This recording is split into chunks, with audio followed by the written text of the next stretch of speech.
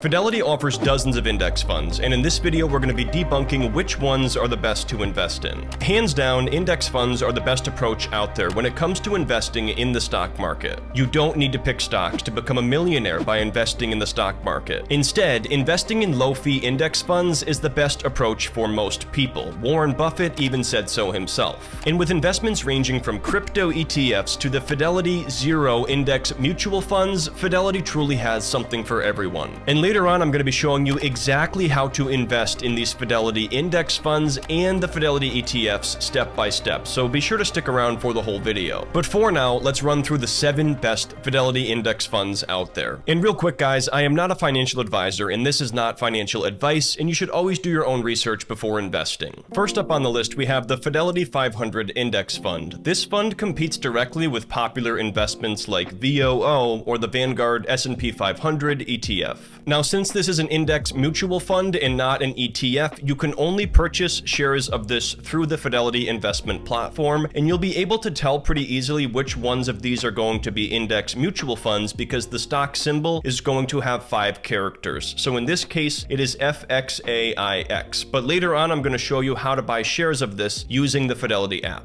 If we scroll down and take a look at this chart here, this is going to show us how this Fidelity 500 fund aims to replicate the performance of the S&P 500 as closely as possible. And right now it looks like there's only one line here, this blue line, which is the S&P 500 index. But if we toggle that off, this purple line here represents the performance of FXAIX or the Fidelity 500 fund. So it's pretty close there because it completely overlaps with the S&P 500. Now, for those who aren't familiar, the Standard & Poor's 500 index is an index that tracks the performance of the 500 largest publicly traded US companies. I have a full video about S&P 500 investing and what the S&P 500 is, so I'll put that in the corner for later if you want to learn more. The S&P 500 is going to be a market value weighted index, and that simply means that the larger a company is, the more weight that it's going to carry in the portfolio. And I'll show you exactly what that looks like here if we take a look at the top holdings. So when you invest in the Fidelity 500 index fund or any fund that tracks the S&P 500, a large portion of your money, 34% actually, goes right into these top 10 holdings. And as crazy as it sounds, 7% roughly, or 7 cents out of every dollar, goes right into Apple stock. And then about 6.5% goes into Microsoft, about 6% goes into Nvidia, and then you also have Amazon, Meta, Alphabet, Berkshire Hathaway, the other share class of Alphabet, Eli Lilly, and Broadcom making up a large portion of that portfolio. So a lot of your money goes right into tech. Now, in terms of the sectors that your money goes into or the segments of the economy, if we click over here to composition, this is going to show us what percentage of your money goes right into this segment of the US economy. So for example, 30.99% or just about 31% goes into information technology, and then it's financials, that's the second biggest category, followed by healthcare, consumer discretionary, and so forth. And based on the changes in the US economy and what companies are the most valuable, that's going to influence what percentage of your money flows into these particular sectors. So because big tech has become so dominant in today's economy, that is where most of your money goes when you invest in the S&P 500. The final key detail I want to cover here is the expenses associated with this fund. If we click here on fees and distributions, we can see here that it has a net expense ratio of 0.015%, and that is extremely cheap. Even fund providers like Vanguard, which are known for having some of the lowest fees in the industry, have an expense ratio on their VOO ETF of 0.03%. So that's actually going to be half the cost here if you invest through this Fidelity Index mutual fund, and that is why a lot of people will actually choose this over something like VOO, for example. The only stipulation being is that you have to do this investment through a Fidelity account only, and you can buy shares of VOO through any brokerage account. Up next on the list here, we have the Fidelity Large Cap Growth Index Fund. This is another index mutual fund that has to be purchased exclusively through the Fidelity investment platform. In terms of the benchmark here for this index fund, this aims to replicate the performance of the Russell 1000 Growth Index as close as possible. So if we toggle off this large cap growth chart and we simply look at FSPGX versus the Russell 1000, if we toggle that off, you can see that it mirrors that almost identically. So this is tracking the Russell 1000 Growth Index very closely. The Russell 1000 Growth Index represents the top 1,000 stocks in the US stock market. However, this large cap index fund only tracks the top 400 of those 1,000 companies. If we click over here to portfolio composition, just like before, we can see what are the top holdings. And as you can see, this has much more weight here in information technology. Before we were looking at about 30%. This has 48% or almost 50% of your money in information technology. This is going to be a more aggressive investment, which means that it could have higher potential returns in a strong economy. But if there is a bear market that takes place, for example, this is going to get hit harder than something like the Fidelity 500 fund because there is more risk in the portfolio. The other thing you want to know about this here is if we scroll down, this is going to show you the top 10 holdings, and you can see how a lot more of your money is in big tech. 12% of this, even about almost 12.5%, goes right into Apple, 11.5% into Microsoft, about 10% into Nvidia, and so forth into those same companies. It's just more weight going into the big tech growth names. If we take a look here at the fees and distributions, the fees are a little bit higher here, coming in at a net expense ratio of 0.035%, but this is still very, very inexpensive compared to the industry averages. Now guys, if you've gotten value out of this video so far, if you wouldn't mind just dropping a like on this video, as well as hitting the subscribe button and turning on all notifications with the bell, that would really help me out with the YouTube algorithm. Up next here, we have our first bond index mutual fund. That is the Fidelity US Bond Index Fund, trading under FXNAX. So once again, this will be exclusive to Fidelity. As you get older, especially, you want to consider putting some of your portfolio into bonds instead of having 100% in stocks or equities, as this is going to limit your downside potential if we see a market correction or a market crash, for example. Bonds are going to have less return potential than stocks, but the important thing is here that they are also significantly less risky. So you do want to consider this as you get older and closer towards your retirement age, when you want to be actually using that money, and taking a massive hit during a stock market crash could be detrimental to you being able to retire, for example. A general rule of thumb a lot of people follow here is the 120 rule. That's where you take 120 and subtract your current age, and that's the percentage that you might want to have allocated into stocks or equities, with the rest going into bonds. So if you're 35 years old, for example, that would give you 85, which would be 85% of your money in stocks and 15% in bonds, and every 5 years it's recommended to change that allocation. So at age 40, for example, you might want to switch to an 80-20 portfolio. Now, if you're interested in a Fidelity ETF that is comparable here, there is also the Fidelity Total Bond ETF that would be available for purchase through any brokerage account. So keep that in the back of your mind if you are not using Fidelity, for example, as your investment provider for purchasing these shares. But what we're going to do now is click here on the composition tab and take a look at the portfolio diversification. This shows us here that 42% of this is in US Treasuries, which are going to be the safest bonds. And then you have about 26% in corporate bonds, and then 25% in MBS or mortgage-backed securities. So that is the core composition here of this portfolio. You can also see, based on the regional diversification, about 93.7% is US, with about 6.3% being foreign bond exposure. And looking at the credit quality, about 70% is US government, which is the top tier. And then everything else is going to be in the investment grade bond categories here of being BBB or better. The last thing I want to take a look at here is the fees. So if we click here on fees and distributions, we can see this has a net expense ratio of 0.025%, which is very reasonable. Up next on our list, we have the first Fidelity Zero Index Mutual Fund. This is the Fidelity Zero Total Market Index Fund, FZROX, once again exclusive to the Fidelity investment platform. As far as these Fidelity Zero Index Mutual Funds go, these are a select group of index mutual funds that have zero minimums to invest, as well as zero expenses for fund management, making these extremely popular. As far as the underlying investment here, the Fidelity Zero Total Market Index Fund aims to provide broad exposure to a large portion of the entire US stock market. This includes a blend of both large, mid, and small cap companies, with a total of 2,624 individual stock holdings within this fund. This is going to be more aggressive than something like the Fidelity 500 Index Fund, because you're getting more exposure to small and mid-sized companies by investing in those thousands of companies versus just the top 500 through the S&P 500. If we click over here on composition, we can get a look here at the major market market sectors. This is going to have a similar spread here to the Fidelity 500 fund, with about 30% of your money being in the information technology sector, and then financials thereafter, followed by healthcare. If we scroll down here and look at the top holdings, you can see once again it's similar to the composition of the Fidelity 500 fund, but there's a little bit less concentration here in the top 10, and that's because it's picking up those much smaller companies because it has a lot more holdings, giving you more exposure to the entire US stock market. If we scroll up here and then click on the fees and distributions, this will show us here the net expense ratio of 0.00%. So once again, no fees paid to Fidelity for managing this investment. Next up on our list, we have our first international equity fund. This is also another one of the Fidelity Zero Index funds, the Fidelity Zero International Index Fund, FZILX, once again exclusive to the Fidelity platform. This Fidelity Zero Index Fund aims to provide you with broad exposure to the international stock market, excluding the US stock market. While it's not completely necessary, some people prefer to diversify their portfolios outside of just the US equities market by using an international fund like this. However, it's important to remember here that the US stock market has been the best performing market over the long run, so you wouldn't want to put a large portion of your money into something like this. Instead, you would use this as a garnish, if you will, for a well-rounded investment portfolio. If we click over here on the composition tab, it's going to show us the top sectors. So you have a lot of your money here in financials, followed by industrials, and then information technology, consumer discretionary, and so forth. If you look here at asset allocation, 99.76% is international equities. If we scroll down here to country diversification, the largest component here is going to be Japan, followed by the UK, Canada, France, etc. Just to prove to you here that the net expense ratio once again is at 0.00% as part of the Fidelity Zero Index mutual funds. Next up here we have our first ETF on the list offered through Fidelity. So this is something you can buy through any brokerage platform, and I'm going to be showing you how to buy this later. This is the Fidelity Wise Origin Bitcoin Fund, which has 100% allocation into Bitcoin. So if you were looking to get exposure to Bitcoin without going through an exchange or having self-custody, for example, this is a very popular method for doing so. Now the net expense ratio here is 0.25%. That is a little bit higher than what we've been looking at earlier. However, this is their new and trendy investment product, so they are cashing in here to some extent. The last ETF on the list that we're going to look at here is the most popular Fidelity ETF in terms of assets under management, and that is the Fidelity MSCI Information Technology Index ETF. This has a total of 11.78 billion in assets under management. In terms of the benchmark here, this fund aims to replicate as closely as possible the MSCI USA Information Technology Index, which tracks the performance of the large and mid-cap US equities that are within the information technology sector. Simply put, this is a diversified investment into the mid and large-sized US tech companies. You can see here that this has 17.5% of your money going right into Apple, for example, 15.5% into Microsoft, about 15% into Nvidia, and so forth. So you are heavily concentrated here in big tech growth. And if you look at the sector exposure, 99.63% is information technology, and this is going to be a expense ratio here of 0.08%. So not too high, but it is going to be a little bit higher than what we have looked at previously with the Fidelity Index mutual funds. Now I'm going to show you how to buy shares of the Fidelity crypto ETFs that we covered using the commission-free stock trading app Robinhood. And here's the best part. You can get a free stock worth up to $200 if you sign up using my affiliate link. All you have to do is visit ryanoscribner.com/Robinhood or click the top link down below and create a new account. And I do have a full tutorial on Robinhood investing for beginners, so I'll put a card in the corner for later. But for now, let's go ahead and invest in shares of the Fidelity Bitcoin ETF, and I'm also going to show you how to locate that Fidelity Ethereum ETF if you're interested in that as well. Now, I already have money in my Robinhood account that I use for demo purposes. I have $15 of buying power, but if you needed to deposit funds yourself, you can check out my full tutorial, and it walks you through exactly how to add money to your account. But what we're going to do now is click on the search icon in the top right, and we're going to type in FBTC, and that brings up the Fidelity Wise Origin Bitcoin Fund. And if we click on that, we can see that this is actually up 5% today, likely because the price of Bitcoin is moving up as well. That's going to directly impact the price of this fund, and it's going to follow that as closely as possible since this has 100% allocation into Bitcoin. Now, before we invest, I also want to show you the Ethereum fund, and you would locate that by typing in FETH, and that's the Fidelity Ethereum fund, which is also up, and that makes sense because Bitcoin is the bellwether for the crypto market. But we're going to click the back button. We're going to go back to FBTC. We're going to click here on that, and if we scroll down, we can get some information here about this particular ETF, as well as other ETFs that people often own. So there are other providers out there for crypto ETFs. But what we're going to do now is click on the buy button in the bottom right, and we're going to invest using dollars, purchasing fractional shares of the ETF, and we're going to buy $10 worth, which is going to be 0.18135 shares. When you're all set, all you have to do is swipe up, and just like that, we invested in this Fidelity Bitcoin ETF using Robinhood. If we click on done and then click on cancel here, we can revisit the home screen by clicking on the back button a few times, and if we scroll down, we can see that I do have a crypto investment in this account as well. This is directly through Robinhood, but in addition to that, we have shares of the Fidelity Bitcoin ETF here, and if we click on that now and scroll down, we can get details about our position and track our investment here using the Robinhood app.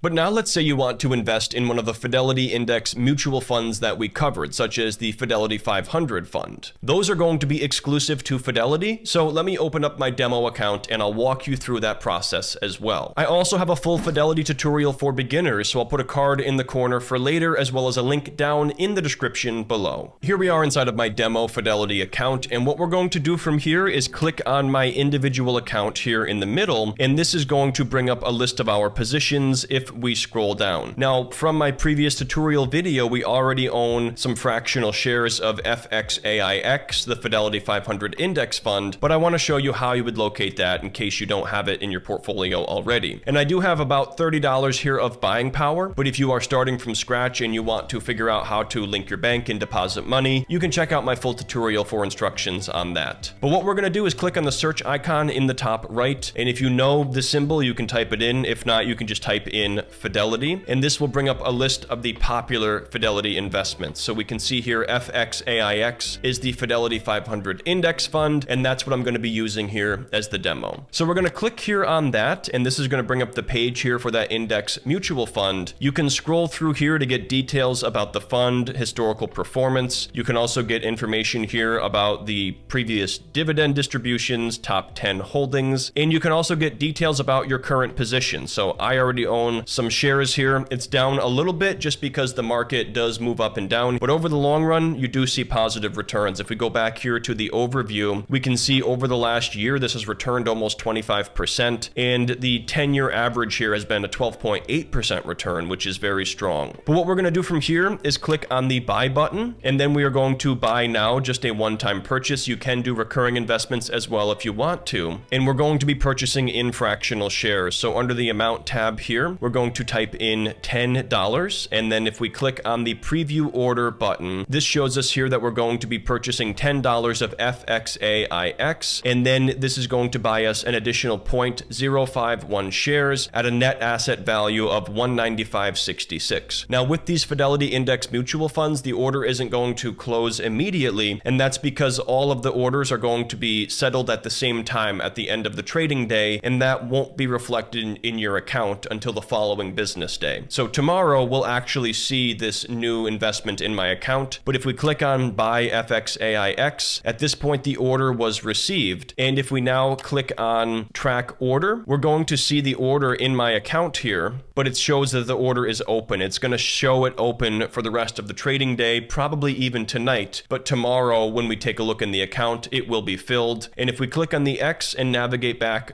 home at this point, and then if we click on my individual account once again, we should see my cash balance is down to about just under $20, so it took the $10 right out of my cash balance. But that's how you would invest in the index mutual funds, and if you wanted to use some of the other ones that we mentioned here, you would just look them up with the search icon and the symbol, or just type in the full name. And just like that, you are now well versed in the world of Fidelity Index funds. If you made it to the very end, don't forget to drop a like on this video, as well as subscribe and hit the bell for future notifications. You can click below to watch my full Fidelity tutorial for beginners, and I hope to see you there.